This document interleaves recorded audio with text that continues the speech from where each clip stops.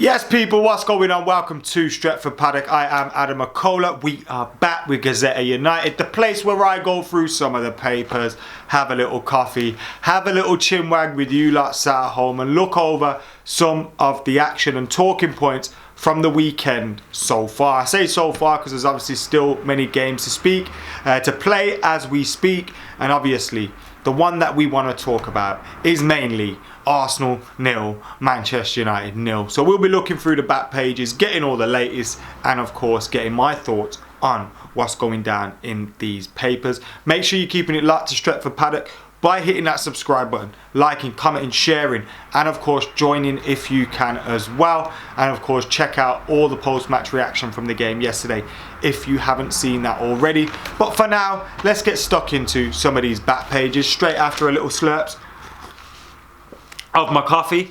Let's have a look. So we got the Mirror Sport here, one of the rags, and it says here, man up United, and that is Keane. Reds look almost frightened of title challenge. Come on, show some belief, said Roy Keane yesterday on Sky Sports. Now, I was obviously disappointed with Manchester United drawing 0-0 against Arsenal, and I understand Roy Keane's criticisms in that, you know, there were times at least when I felt like we could have gone for it, but I do think it's a little bit too much. As I tweeted yesterday and opened up some debate with various United fans, I do think it's a little bit over the top because we had the chances to score. We had the multiple opportunities, 3, 4, 5 clear-cut opportunities where we could have or should have scored. Like Cavani on any other day has 2, 3 goals. Bruno Fernandes in the first half, 2 goals. Marcus Rashford had 2, 3 like we had the opportunities there to score. Clear-cut ones that we should have scored. And going back on the bus yesterday, yes, they may be thinking we should have gone for it a little bit more. But one, you could potentially open yourself up, get hit on the break yourself. But also, you know, those players going back will be thinking about the opportunities they missed rather than the ones that they didn't force. And I doubt Cavani would have been able to sleep last night. Rashford would have been able to sleep last night with those opportunities flashing through their head. So I agree with Roy Keane a lot, but I tend to disagree a little bit with him there. And also what we got to realise is a lot of people talking about this Big Six thing. First of all, what is the Big Six? How do you equate what the Big Six is? Because Leicester City won the league more recently than Spurs have even won a fucking trophy. So are Leicester Big Six or nah? Big Six or nah? They are to me. So what is the Big Six? Have Spurs inherited Jose Mourinho's trophies? What's going on? I don't know. If you look at the actual top 6, you know, even if you look at that, the end of the season, all that matters is where you finish in the league. Where you finish in the league. That's all that matters. That's all that matters. Last season, we had a great record against the Big Six. Guess where it got us? 3rd. Now, we could finish 3rd again this season and think, well, our record was a bit better in those bigger games. We possibly win the league. And I think this week could be a massive, massive week where we look back at and think, those 5 points there. Because I believe we should have beat Arsenal. I was going away from that thinking, fuck's sake, we should have won that game. You know, Sheffield United's a game where you should have got 3 points. That could have been a big 5 points. But also, before that, unbeaten in 13 league games. You know, a lot of teams have had little blips. Now, we've lost that game against Sheffield. A draw against Arsenal isn't the end of the world. Yes, we've dropped a few points to City. But, come on, man. Come on, man. There's still such a long way to go. No one really expected us to be in a title race. And if we can keep on their tails, we got to play them. I'm going to start sounding like Keegan here. They got to go to Everton to get something. Like, just relax, man. Enjoy the ride. Hopefully, you know, we'll be there or thereabouts. I think we will be. I think we will be if we're focusing on trying to catch them. You know, hopefully we're less likely to get dragged into a top 4 race, which could still happen because the league's so thin, and that's why we do need a reaction because we've got some difficult games coming up. Southampton, Everton, etc. But I don't think it was the end of the world as some have suggested after that game yesterday. And I don't understand the panic. The panic's a bit mental. Bielsa has been talking as well. And he says foreign owners are ruining the English game. And he's speaking in regards to Lampard there, which I find baffling. Why was everyone so butthurt over Lampard deservedly getting sacked? I don't know. Manchester United and Solskjaer are eyeing up Jules Koundé for £60 million, according to Steve Bates as well. Manchester United are hot on the heels of Sevilla's £60 million rated centre-back Jules Koundé. Solskjaer's made the 22-year-old French centre-back his first choice summer transfer target as he builds for the future. Old Trafford boss sees Koundé as the ideal long-term partner for captain Harry Maguire. So that's the latest transfer talk for Manchester United. Eriksen key to Dele Alli and PSV Eindhoven. Huh? I think that's meant to say PSG, not PSV. They've actually put PSV there. He's obviously not going to be going to PSV Eindhoven. He could be going to PSG Eindhoven, PSG in France, Paris Saint-Germain. And Eriksen could be going back to London, which is really weird because of how it ended there.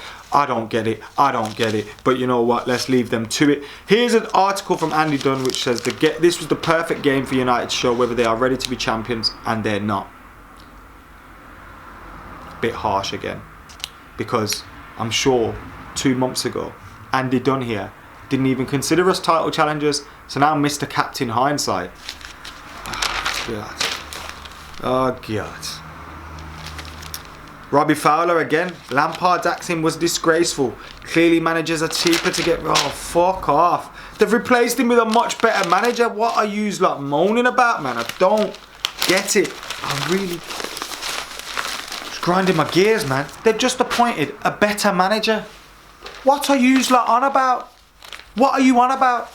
Again, football's deaf now. Marcelo Bielsa. English soul is vanishing from the game. English football, every time it is owned less by the English, has less of the English spirit. I suppose that's a good point. But he's talking about Lampard.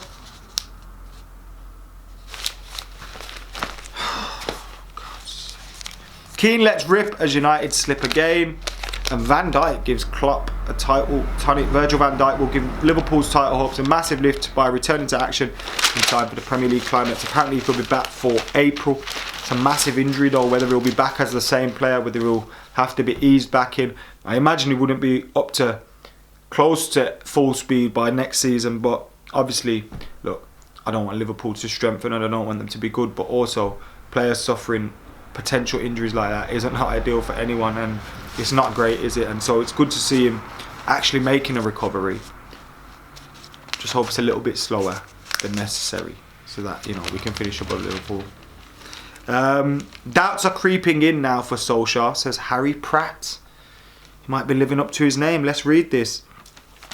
Manchester United are spluttering and possibly on the verge of choking completely, he says, after one defeat and one draw in 13 league games unbeaten. Most of them are won, yeah. One defeat and one draw later. This is the verdict. This is the verdict, basically. And he's also gone on to say it's a 2-horse title race. With City and Liverpool. Liverpool are behind us. Unbelievable, Jeff. Unbelievable. Agendas are gonna agenda. And on that note, fuck that shit off, because it's killing my vibe. Look, none of us expected United to win the title. We expect to see better than beating Sheffield United, you know, losing to Sheffield United, granted. But a draw against Arsenal isn't the end of the world. Hopefully that game against Sheffield United is just a blip. We've got some good big games coming up. Everton, Southampton, West Ham. Opportunities for this team to react. Now what I'm hoping, I'm an optimist. You know this. I'm hoping, because of, you know, the incredible run of fixtures that we've had, maybe it's caught up with the players this week in terms of their performance. That can happen. Hopefully they get back at it again. You know, we've seen teams have longer blips. Liverpool went drawing loads of games, losing games. You know, City have been on a little blip before earlier in the season, Spurs, etc. It's not the end of the world. It's how you react. It's how you react. Now, we could be third by the time you're watching this because Leicester have beaten Leeds. Hopefully not. Although we'd be also worrying about Lampard. Maybe, you know, they've got no chance in this game. But, like, none of us expected to win the league. I was saying 21 is coming at the start of the season, and everybody said, shut the fuck up, Adam. We'll be lucky to finish top 4. Now, because you like, sit back, enjoy the ride, up the fucking Reds. There's still time, there's still hope. And if we want to stress about whether the manager can take us to a league title, whether this, whether that, let's focus on that at the end of the season. Still loads to play for. So let's go, baby. We'll be back with Premier League Piss Take tomorrow. So make sure you're keeping it locked to Stretford Paddock, liking, commenting, sharing, subscribing. We'll have all the build up to the next games as well. We have all the reaction to that Arsenal game as well. Go and check that out. Even though it was a 0-0, we still had some quality content from the boys. So go and check that out. Thank you for tuning in. Like, comment, share and subscribe. And while you're at it, subscribe to youtube.com/Adam McCullough. Cheeky little plug ski. See you later.